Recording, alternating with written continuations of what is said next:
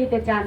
আর কখনোই কোনো এই ধরনের দানবীয় হত্যাকাণ্ড, ধর্ষণ, খুনের শিকার না হয়। ভীষণ যন্ত্রণা নিয়ে এখানে দাঁড়িয়েছি। অসংখ্য মানুষ নির্যাতনের শিকার হচ্ছে, শিশুরা হত্যার শিকার হচ্ছে। জুলাইয়ের যে গণঅভ্যুত্থান, সেই গণঅভ্যুত্থানে লক্ষ লক্ষ নারীরা মাঠে নেমেছিল।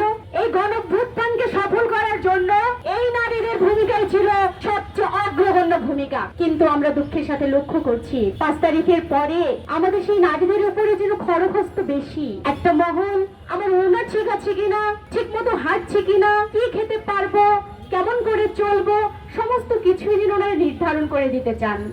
অর্থাৎ মানুষ হিসেবে গণ্য করতে চান না, মনে হয় কোনো জড়োয়া বস্তু অথবা পণ্য হিসেবে তারা দেখতে চান নারীকে। সেই দৃষ্টিভঙ্গির বিরুদ্ধে আমরা এখানে দাঁড়িয়েছি। তনুকে ক্যান্টনমেন্টের মধ্যে ধর্ষণ করে হত্যা করা হয়েছে, সেই হত্যার বিচার হয়নি। আমরা দেখেছি ধনাঢ্যের ছেলে ওই আন্ধে তার দ্বারা মুনিয়াকে কিভাবে করে ভুক্তভোগী করে তাকে হত্যা করা হয়েছে, সেই হত্যাকাণ্ডের বিচার হয়নি। আমরা দেখেছি না আমাদের নুসরাত, আমাদের বোন, সেই নুসরাতকে কিভাবে করে জ্বালিয়ে পুড়িয়ে মেরে ফেলা হয়েছে, সেই হত্যাকাণ্ডের আমরা বিচার পাইনি। এইরকম করতে করতে অসংখ্য নজির, গবেষণায় বলছে প্রতি 10 মিনিটে নাকি একটি ধর্ষণের ঘটনা ঘটে। আমরা হতবাক হয়ে যাই। এই জন্যই কি আমরা নারীরা নেমেছিলাম? মুক্তির আকাঙ্ক্ষা নিয়ে নারীরা বেরিয়ে এসেছিল।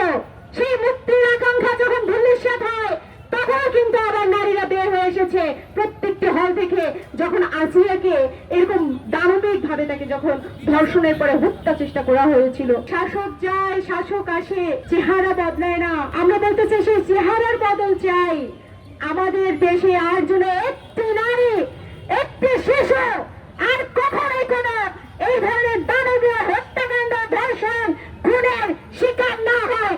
সেই জন্যই আমরা এখানে দাঁড়িয়েছি যে জুলাইয়ের যে গণঅভ্যুত্থান, সেই গণঅভ্যুত্থানে যারা তার জীবনটা দিয়েছে, সেই গণহত্যার কি বিচার বাংলাদেশে হবে না? আমরা তার কোনো নজির কিন্তু দেখতে পাচ্ছি না। আমরা শঙ্কিত হই, আমরা ভয়ে ভীত হই, কারণ বারে বারে আমাদের শাসকদের চেহারা সেদিকে হাঁটছে। আমরা সেই জন্য সেই দাবিতে এখানে দাঁড়িয়েছি। আমরা দাঁড়িয়েছি এই 5 তারিখের পরে। আপনারা জানেন শতাধিক মানুষকে মব সন্ত্রাসের মধ্য দিয়ে পিটিয়ে হত্যা করা হয়েছে। দেশে যেন আইন নাই, বিচার নাই, যেন শাসন ব্যবস্থা কিছুই নেই। একটা সরকার যে আছে তার নমুনা আমরা দেখতে পাচ্ছি না। আমরা সরকার আছে, গণঅভ্যুত্থানের ম্যান্ডেট নিয়ে আপনারা ক্ষমতায় এসেছেন, সেটি আপনাদেরকে স্মরণ করিয়ে দেওয়ার জন্য এখানে দাঁড়িয়েছে। সংগ্রামী বন্ধুগণ, দেশে যখন এইরকম পরিস্থিতি, সেই সময় দেশের সকল গণতন্ত্র মানুষের উচিত এই আন্দোলনকে সংহত করা, আন্দোলনের শক্তিকে বৃদ্ধি করা। সেই জন্যই আমরা এখানে দাঁড়িয়েছি।